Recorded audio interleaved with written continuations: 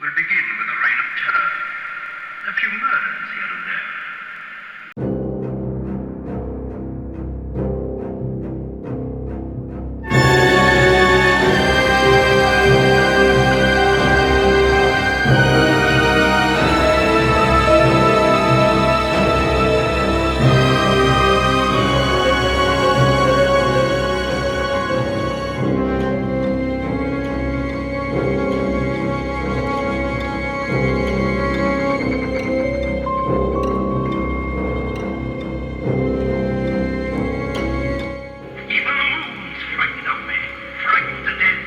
Hello, friends and fiends. Welcome back to another edition of Blood and Guts, HHN.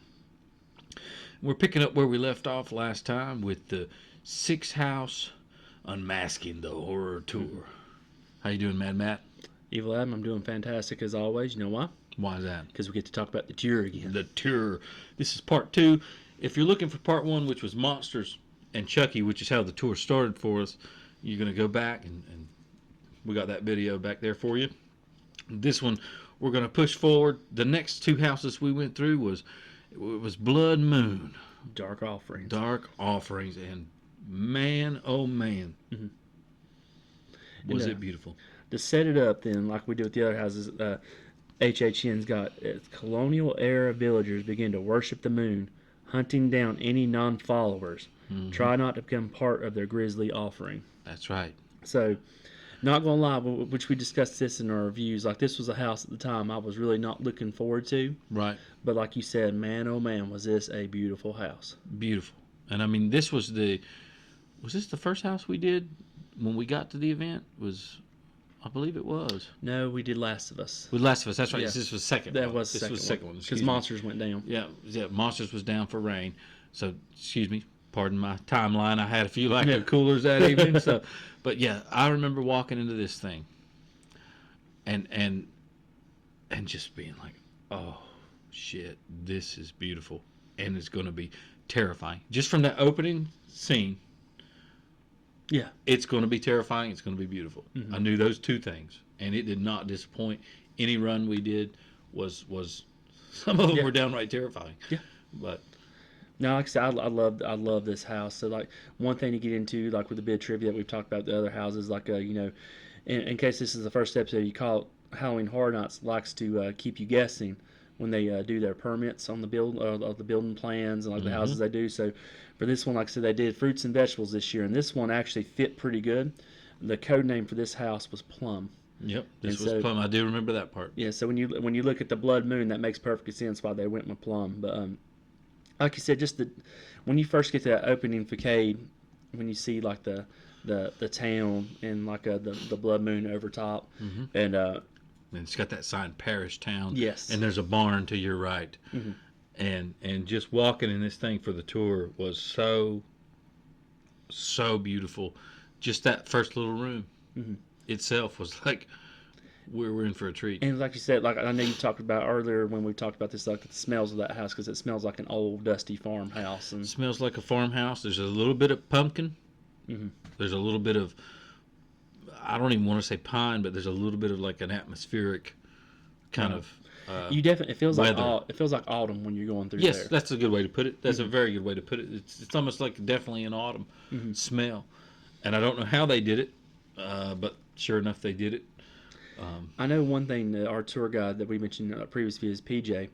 He mentioned that when they were building this house, that they only used tools available to them at the time, other than doing the electrical work, obviously. Other than the frames and the electrical and stuff like that, they would use tools, hand carving tools, certain things like that. And it's awesome when you see. I remember us talking about this in the tour. When you see how beautiful this house is, it's a shame that they're going to have to tear it down at the end of the season, which obviously they're probably working on doing that now. But I know. But they had to feel the same way about Pier. Yep. Last year, and probably a lot of it. Because you're like, you would have to every year feel like, oh, I can't believe I got to tear down Pier, or I can't believe I got to tear down Icons. Speaking of Pier, like the one I know, Dylan. Do you remember his last name? Dylan Kolach, I believe was his name. He designed Pier. And he also was the lead designer on this one. So if you love both these houses, Booze and Ghouls, if you see his name attached to a house, you know that's gonna be a good house. Yeah, because what he does is the way he designed this was, and I'm sure, not just he himself, but Right. I'm sure he had a team of people under him doing perspectives and SCAD blueprints and, Right. and all that kind of stuff. But the way it is it's a vantage point house where, just like Pier, you can kind of see different sections of the house from the section that you're in, which is just and that right there alone makes it so awesome that I can walk through the street, look down an alleyway, see another street into a courtyard, and then I turn and I go into a tavern filled with corpses. Yep. And then from the windows of that tavern, I can see another back alleyway where I know they're going to get me later on. So that just was great. Yeah. And as you see in these pictures, Booze and Ghouls that we'll put up, just the amount of detail that goes into each room, like just the things that are sitting there. Like you'll go in I believe they have the one room is for a cobbler. Yeah, it's a cobbler. And you just see all the tools that he would use to cobble the shoes, and then of course how he meets his demise. And like you'll see the bodies on the burning fire pit, and you see like the orange coals just going, and then learning how they do it. That's actually something my wife actually done this year for Halloween. Learn how you take like those spray foam with the lights inside. Yeah, just put the lights inside and spray it like charcoal color, and boom, there you go. Looks like you have a fire at your house. So like I said, it works wonderful. But the simple things how they perfected it. And they had several mirror scares in here. Yes. Which the one image would mirror the other. So if you had a body on a table here, you had another body on a table identical to that other one here, which was, not so much a mirror scare. It was just an identical scare. But then the other room, room had the fake body, I'd still qualify as a mirror scare though, like you're talking about, because when you look at it, it looks like the back half of the room is the same, but what it's really doing is hiding that scare actor behind that mirror, where they can pop out and get you, and they do a good job of that. And one thing about this house too, they do a great job of using those drop doors. Those drop doors, just the sound of them get me. I found that over the years, it's not so much even the what's behind the drop doors, which a lot of years they do use some cool stuff behind the drop doors, but it's not even what's behind the door. It's just the sound of it dropping that gets you. Right. And in this house too, like I said, the gore, they don't shy away from the gore in this house. Like you have those kids going around the little pole with the maypole with the intestines. You have the bodies, which are stuffed with gourds, and they're stuffed with different antlers and things like that, and pumpkins, and it's such a beautiful house, and you really do feel like you're in the old colonial times in a village that's gone wrong, really. And this had another great example of how these houses are fluid that we talked about in the previous episode, because I know they said after a few weeks they decided they had the one scare actor that all of a sudden they made the audio where it's like, you look right. Yeah, and they changed the audio up throughout the season as it went. But one of my favorite set pieces in this entire house, and I know you'll agree with me, is the cathedral, or the church cathedral. Oh God, it was so beautiful. Yeah. And every reaction that I've seen from vloggers, from people going through on media night was, shit. As soon as they walk in, they go, shit, because somebody's gonna get you. Yep. They got the dummies in the church. They even built the roof of the church. It's just so beautiful, and somebody's gonna get you. The only thing I will say that they could have done to even throw a curveball at you is if they would have eventually came in at certain times and moved the dummies around. Yeah. And then put the characters in different places. I wouldn't be shocked. Like, that would be awesome, but it wouldn't shock me if they would probably had them suckers bolted down tight, because you know how there's a lot of people who sit there try to have sticky fingers and try to move stuff around. Right. But that would have been terrifying. Oh, if you walk in one night, if you walk in on Friday night, and I know this character's on the right side and the rest are dummies. Then you walk in Saturday night, and now the characters are on the left side, and your whole depth perception would be off, and it would really terrify. But yeah, what a beautiful house this was. One cool thing about that chapel too is like written on the board was Oddfellow's symbol, which kind of symbol. lets you think that he might have had a hand in things. Like they don't come right and say it, but if you have that keen eye for that, you can definitely connect the dots yourself to see how not only do you have a hand in all the scare zones, but in some of the houses you looked, his symbol was appearing too. Yeah, and on the board was also written how they were going to make the giant totem at the end, which is the totem of sticks and straw and human body parts, and that totem was just it was great. Yeah, so that house, like I said, that's that house in a nutshell. Like I said, to me, it was my favorite house by far this year, and just like the atmosphere of it.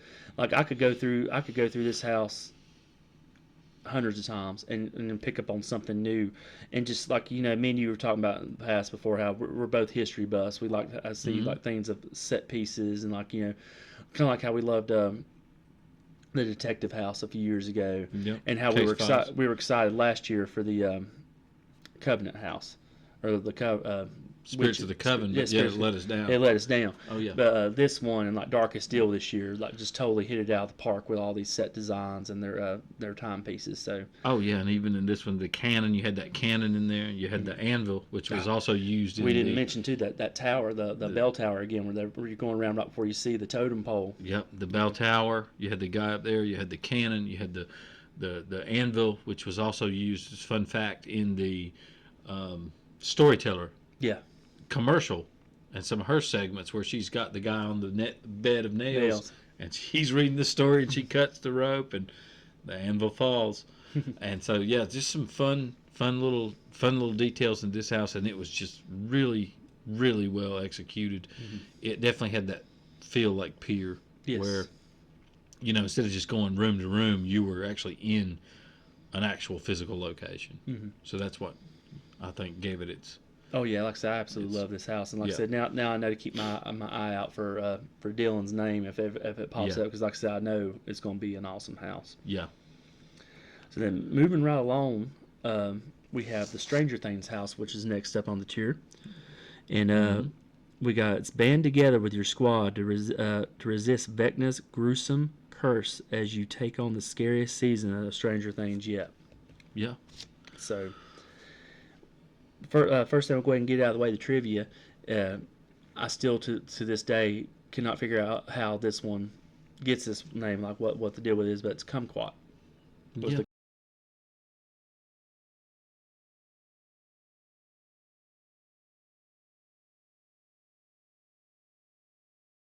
Code name for it. I can't remember that either. So and I know he told us, but it was just too convoluted. I was too taken in. Every time I was taken in by the scenery, so yeah, it was. But now, like I said, when you first start out in this house, you see Eddie's trailer. Like I said, the attention to detail is fantastic in this one. Like you old really TVs, feel like sitting out, old lawn furniture, and they smoke the hell out of it when you go through. So it's, and then you go in and it's pretty much the inside of the first scene. Chrissy's up on the ceiling. Yeah, Chrissy, wake up. And oh my gosh! And one thing about the tour, because you do not see this when you're walking through the house, they won't let you see it. On the tour, they actually let you go back to where Eddie's position, and you see even though they're not showing it on the. They built the room. They built the room, but they wouldn't let us take a picture in that room for some reason, even though nobody's gonna see it anyway. Yeah, just this character. But they had like the attention detail in his bedroom and like his closet and stuff. It's just amazing the stuff you can see on these tours that you won't even get to see on your walkthroughs, your regular walkthroughs. So moving right out of the trailer, then you go out into that back patio. It's got the clothesline. That's where Vecna makes his first appearance, and I would have never noticed this had not PJ pointed it out. And sure enough, when we went through there that night, if you look down at Vecna, you notice he's wearing black tennis shoes. yeah. He said Vecna looks cool and all until you notice he's wearing like black sneakers. So, and then like we had previously mentioned, also folks, that certain rooms we could and could not take photos in. So you're going to see some rooms you're not going to see that we reference in these videos. But this we definitely did get some good photos in this upside down section with the clock. Yep. And the stained glass Casket. window doors, the caskets. And fun trivia about the casket, they did let us know there that those caskets, they get great deals from them from funeral parlors, but they've already been used, which is kind of creepy in itself. So next time you go in to a house at HHN, you see a casket, there has been a dead body in that casket at one point or another. Oh yeah. And like they said, usually what they do is they use it for the visitation, and they'll take that body out if they wish to be cremated, and then they'll sell that casket to Halloween Horror Nights. So Yeah. just keep that in the back of your minds when you see that, because that's not creepy at all. No. No, it doesn't bother me any. No. But yeah, this house was. I mean, it was really good to look at on the tour. You had the upside down. You had the scene with, what would you call that, where Dustin was. They had built it into the ceiling. Oh, in Eddie's trailer. Trailer, yeah. Where you're in the upside down, you look up and you see the real world where you're trying to climb up. Yep, exactly. And like I said, they did a great job of that. That looked amazing. And you had your not 11. What's her name? Max up there. Where she's already contorted. She's contorted. She's getting ready to be pulled up. Mm-hmm. By Vecna. So a lot of this was really well done. And then on the tour, you got to see these little details. Fun fact about the final Vecna was, they had to strap. Oh yes. They had to strap it down because apparently the figure was too heavy and kept falling over. So they had him kind of strapped down, hidden at the ankles and the knees. I believe it was, right? Yep. Yeah. And when you go through Victor Creel's house, like that portion of it, our tour guide done a great job of explaining things that, like, when you're going through the walkthrough, you're going through at such a quick pace, you may not pick up on things. But when you get ready to go into Victor Creel's house, you hear a little snippet of them telling Nancy to wake up. And what that represents when you're in that part of the house is Nancy's dreams and her visions, where she can actually see Victor Creel in the past and what he went through. And so, like I said, the scare actors wasn't there, but later on that just made so much more sense when you're walking through, and it helped keep you following along with the plot of the house. Right. Another part that we kind of glossed over though was 11. Like I said, when she's actually in the lab and she's fighting number one, and that was so well done. And then, like, seeing those portions, and like it actually lets us get a picture of 11 when she's hooked up to all the gizmos, where they're having her.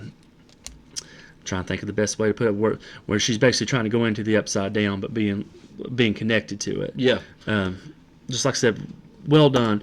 Now there were some things obviously where we have in our pick and nits where that we wish they could do better, but I really don't know if it's Universal skimping out on, or if it's just Netflix being a bad partner with them. Well, we also know that on this tour, like we said, there's certain parts of the houses that we could and could not take photos in.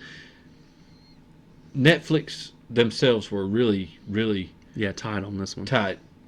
So like I said, Netflix was real tight to work with, because there's certain rooms, like you said, we weren't allowed to take any photos, and some of them were like photos up, like when we're in the upside down, like you said, we could take as many photos of everything that we wanted to. Right. But one thing that really stood out to me was our tour guide mentioned to us was that Metallica was actually hard to deal with as far as on that song "Shadow of the Puppets."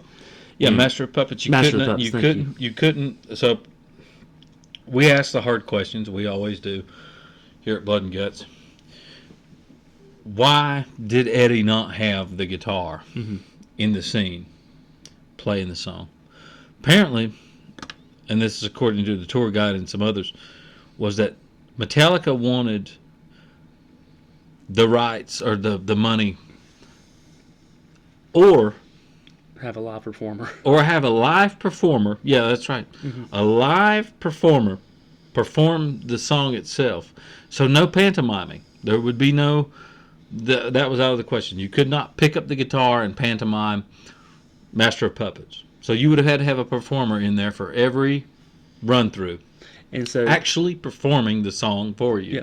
And so, like we mentioned, like in the previous episode, they have A actors, is what they call them. So this person would have to perform it for 15 minutes straight before being pulled out from somebody else. Have another performer come in, do it another 15 minutes, so on and so forth. So HHN knew this was out of the question. And not only perform it, but perform it to Metallica standards. Right. So we can't just have a guy who plays guitar one day every couple of weeks, who kind of knows the song. We'd have to have somebody who, and that's not, I mean, of course, it's a very popular song, so it's not hard to find someone. But how hard is it to find someone who looks like Eddie, who's going to stand in there 15 minutes of time and perform the song perfectly? And so that was just kind of crazy. And the screens, you did have the screens in there, and as we mentioned in our review, the screens kind of took me personally out of it, more so than others. And one thing was disappointing, but they mentioned too, where I think they said it was that HHN and Netflix both had to sign off on it, but I think it was HHN that decided they wanted to focus only on the kids, which meant no Hopper, no Hopper, no Joyce, right. no Murray. I love Murray. none of that kind of stuff.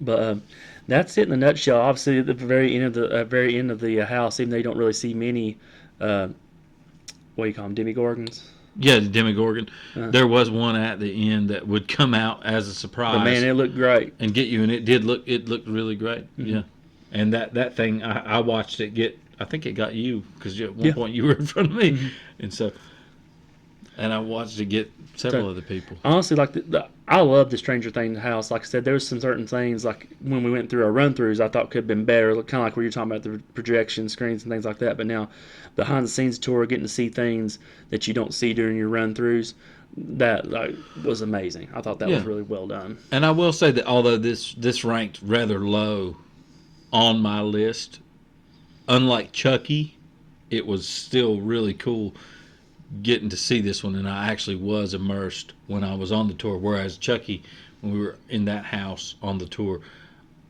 I really just felt impartial to it. Friends and Fiends, just being honest, 100% with you. But yeah, let us know what you think. Did you guys do the tour? And if you did, what was your highs, what were your lows? Yep, definitely let us know in the comments. Totally. And also be sure to subscribe to the channel, like this video, and then hit that notifications bell because we're going to have our grand finale on the HHN tours coming up next. And when those, we'll actually talk about Dueling Dragons and Yeti Campground Kill, so you don't want to miss it. Oh, yeah, some great houses coming up. And as always, remember, blood and guts, HHN.